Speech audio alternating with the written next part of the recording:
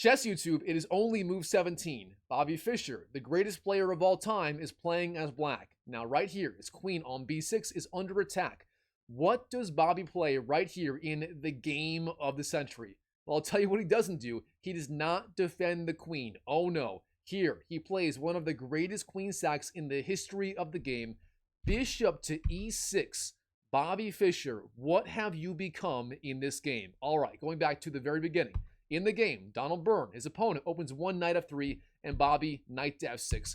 And by the way, this game took place in the 1956 third Rosenwald Trophy tournament in New York City, New York. All right, white continues. c4, gaining space on the queen side, and black g6. Now, knight c3, bishop g7, d4, and castles. So far, both sides playing very, very standard stuff. Black likely intending d6 and then e5, and white, on the other hand, e4, bishop e2, and castles. Now, instead, on move 5 here, white makes a very surprising move. He plays the move bishop to f4, an ultra rare move almost never seen at the highest level. What is the idea? It's very simple. Bobby, being one of the biggest King's Indian defense specialists in the world, he's trying to go d6 and then e5, a typical strategy. But white here is clamping down on e5 with the knight, the pawn, and the bishop, making it very hard for black to ever go e5 himself.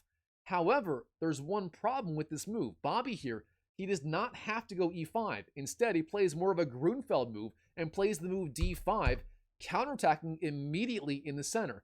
And this move right here is super, super strong against the white setup.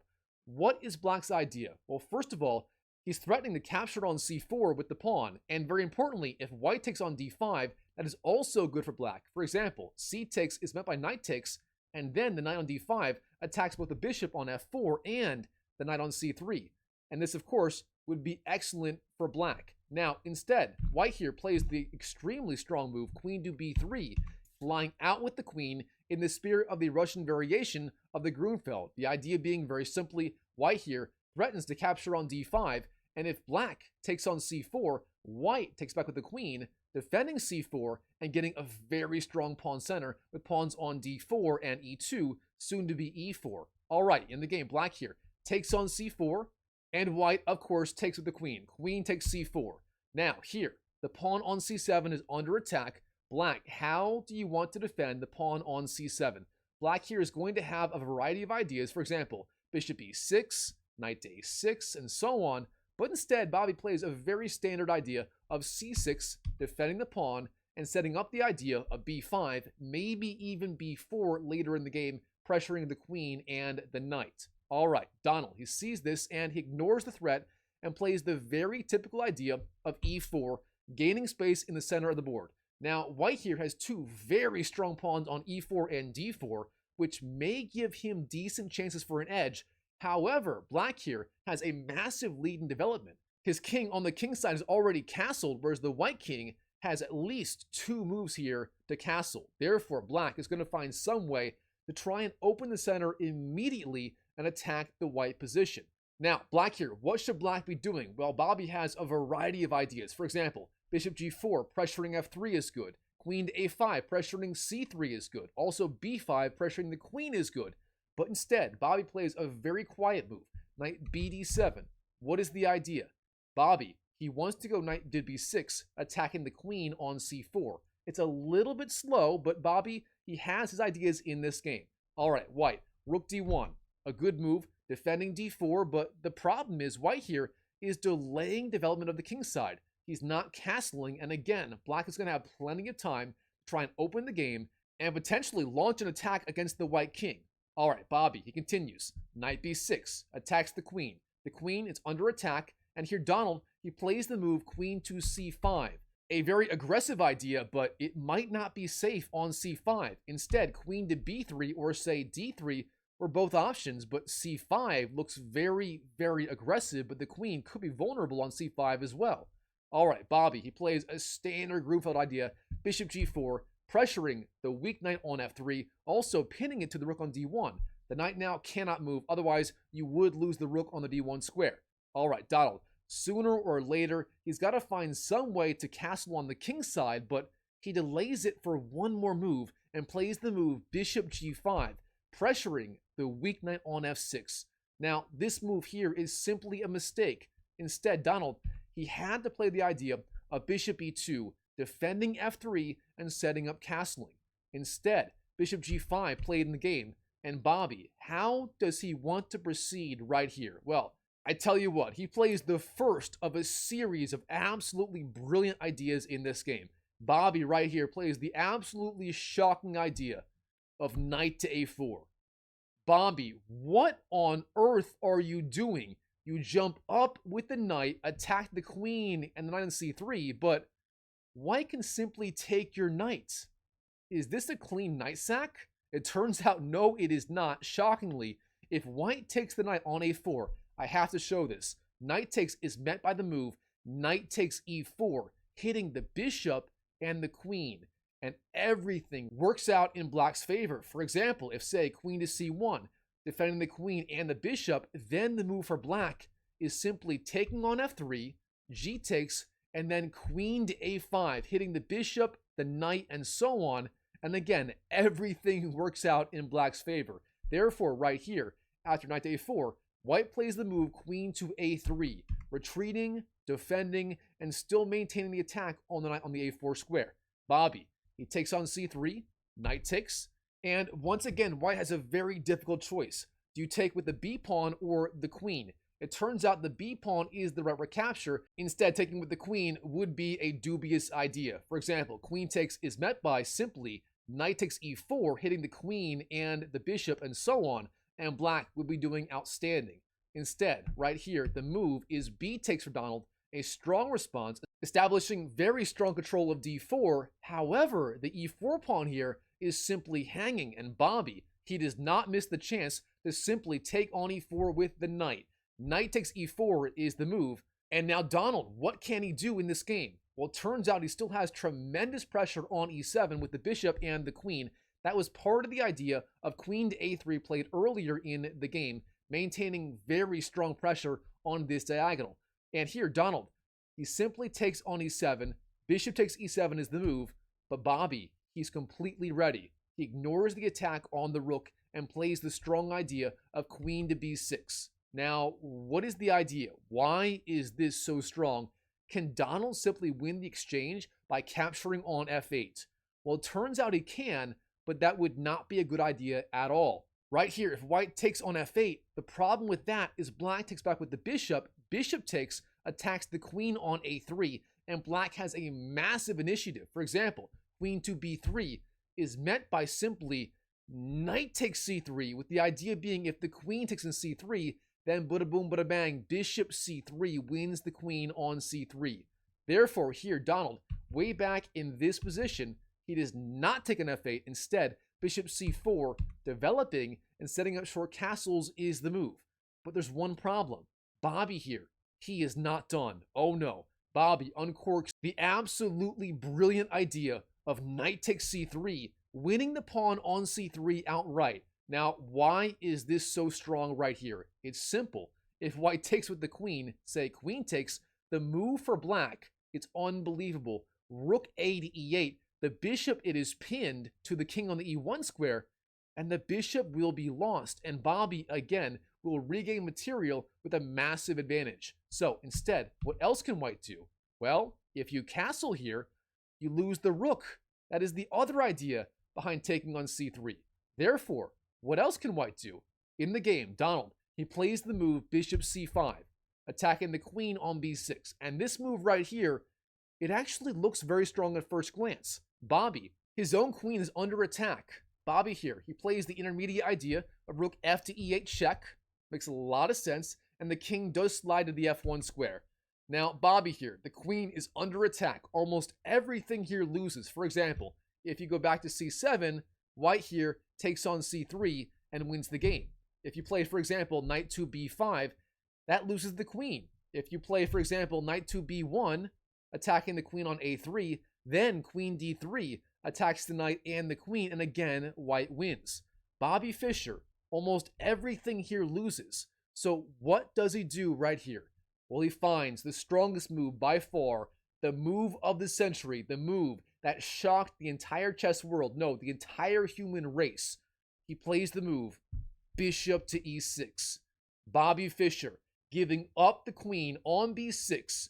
And what on earth is the idea? If you take the queen, which Donald did in the game, bishop takes. The reason this works out so well for black is Bobby takes on c4 with check. Bishop takes c4, hits the king. The king slides over, king to g1. And then here Bobby, at any point in this game, he has the option of simply taking on b6 with tempo against the queen with an ongoing attack. But instead, Bobby, he plays the intermediate idea, first of all, of knight to e2, hitting the king with check. Now the king here on g1 has only one good square, f1. It's the only legal move. So king f1 played in the game. And then here, Bobby, knight takes d4, winning another pawn. The king, once again, under attack. It must slide over. King g1 is played. The only other idea legally is, for example, rook d3 or queen to d3, neither of which are very good. So instead, king g1 played in the game. Now, knight e2.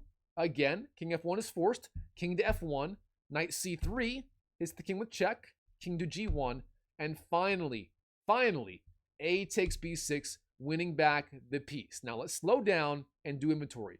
What does Bobby have for the queen? He has two minor pieces, two pawns, and a raging attack against the white king. Bobby Fischer, the GOAT, he calculated everything out all the way up until this very position, and he knew, despite being down the queen, he had more than enough thanks to the raging attack against the white king. All right, the queen on a3, it's under attack. Donald, what do you do here? He plays the move queen to b4. Very logical, defending, attacking c4, attacking b6, and so on. But now Bobby, rook to a4, a very active move, attacks the queen on b4, hits the queen. Where is the queen going to go?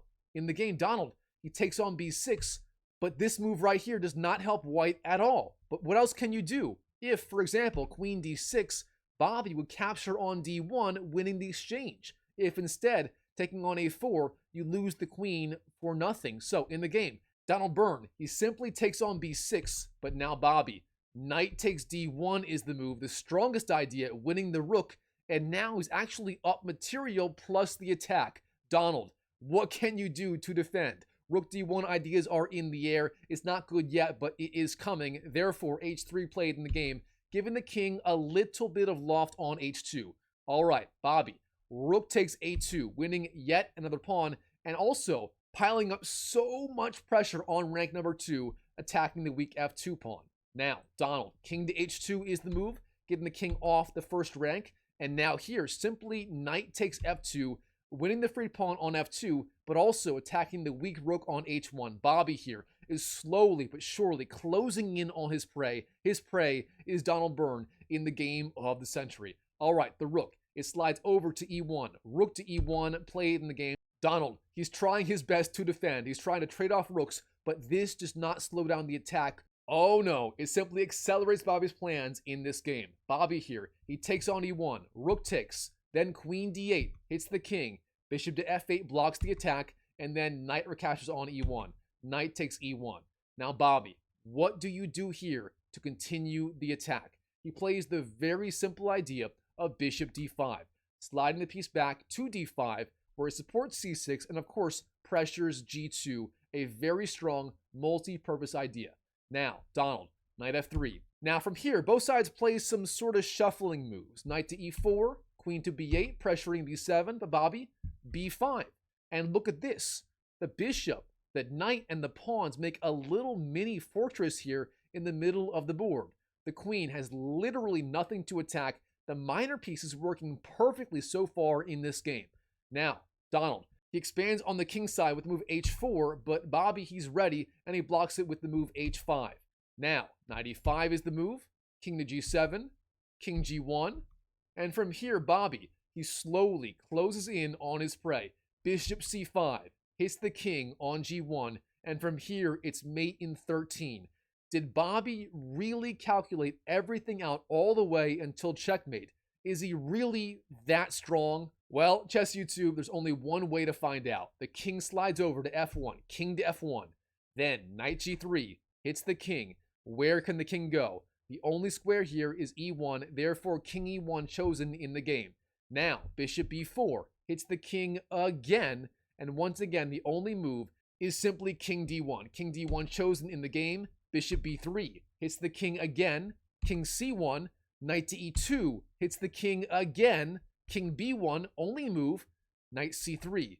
Now, where can the king go? The only square here is c1. The king slides over, and Bobby, in the last move of the game of the century, he finishes off his prey with the move rook to c2. Have you ever seen a checkmate as beautiful as this?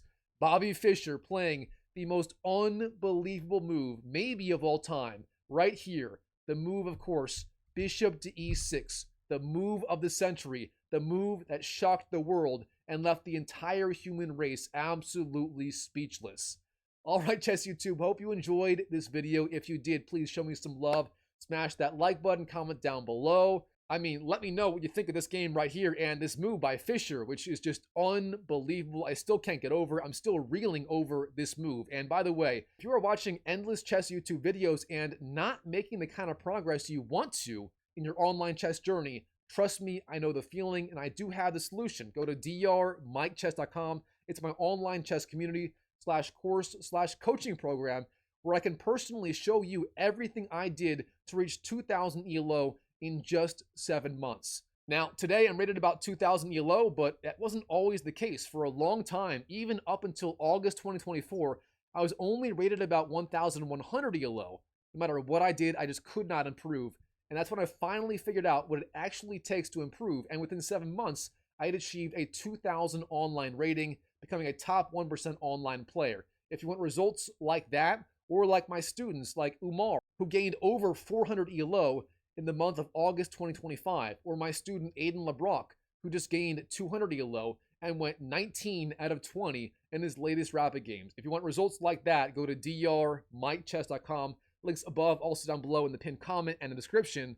Again, it's free to join, for now at least. I'll see you there, and as always, I wish you the best of luck in your chess improvement journey in 2025 and beyond, and God bless, and I'll see you in the next video.